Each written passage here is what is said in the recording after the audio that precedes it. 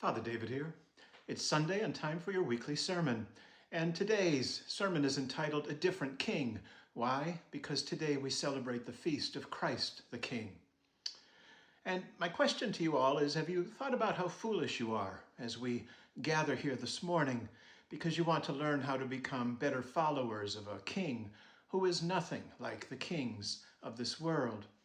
A God so unlike the gods that parade up and down our main streets and through our living rooms every day.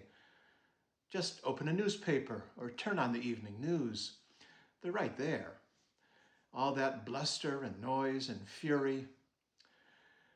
They worship money, power, and fame, and they demand that we do the same.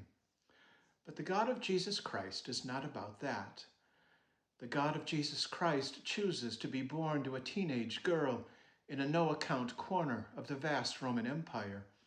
And that teenage girl, once she learns her serendipitous destiny, puts her fist in the air and shouts to the heavens that God will throw down the princes and send the rich away empty, will lift up the lowly and satisfy the poor.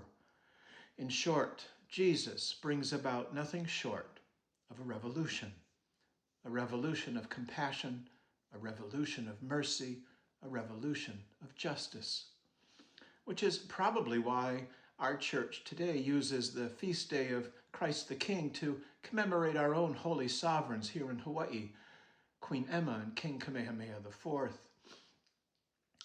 They understood that the way to joy is by walking the road of gentle service to one another. So this morning, let's spend a few moments reflecting on what it means to be followers of this odd king. Let's think about what does it mean to understand the nature of God, an understanding that we are so frequently wrong about, and the nature of salvation, and how we are to live on this earth.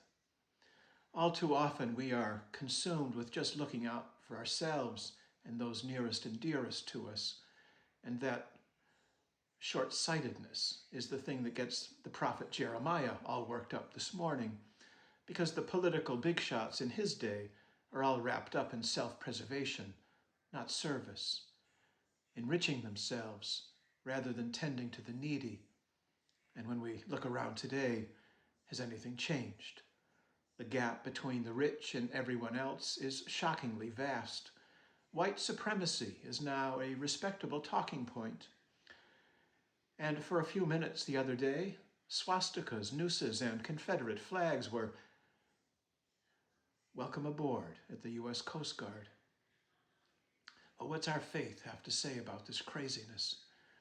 When it comes to religion, many insist that our main job is just keep our noses clean, give a handout when necessary, and an occasional nod to the old man in the sky, who really doesn't care much about us anyway.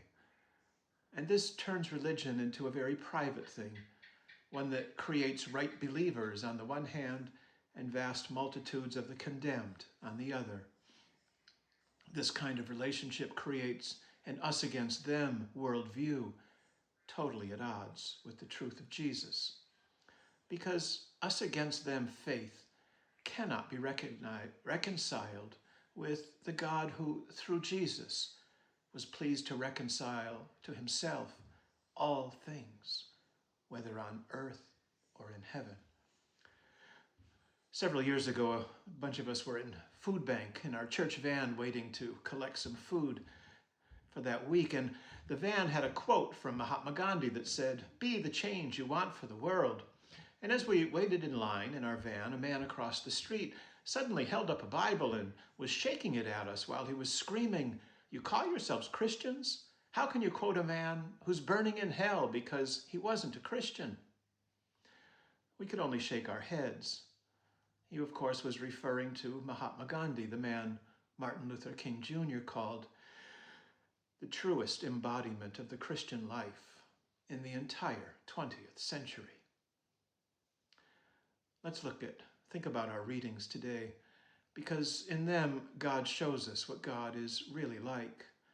Paul's letter is a deep rumination on the mystery of the cosmic Christ, the one in whom all things live and move and have their being. He is the image of the invisible God. All things have been created through him and for him. The fullness of God dwells within him. Sit with that for a moment. The sheer splendor of it cannot be expressed in words. We can only sit in amazement and wonder. And yet the seed that grew and ripened into this cosmic glory is the bloody, naked, tortured Jesus, brutally nailed to a tree, as he offers precisely what the cosmic Christ offers: forgiveness, peace, reconciliation. And here's the rub. The only way to achieve forgiveness, peace, and reconciliation is through the cross. Because, as that old priest came to understand, the only way to fully and finally conquer evil is to smother it within a willing, living human being. The author Scott Peck says that the healing of evil can be accomplished only by love, and love always requires a willing sacrifice. So we think of our African American sisters and brothers during the police dogs of Birmingham, or those peacefully protesting against ICE overreach in so many of our cities. Think of the communities that sprang into action last month when food stamps were abruptly canceled. Because whenever there is a willing sacrifice of love, there is a shift in the world, a shift away from distrust and anger, a shift toward kindness and decency.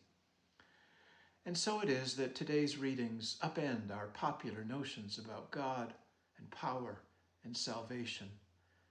That God is not a puppet master, but a fellow traveler who endures great suffering with us. And what does this have to say to our daily lives?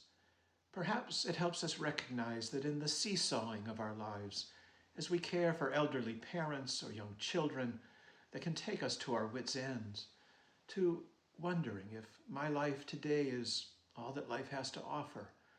This seesawing between joy and regret, can we come to see that God is with us in weakness? And because of God's weakness, he sanctifies our weakness, making holy even our anxieties, even our fears and frustrations.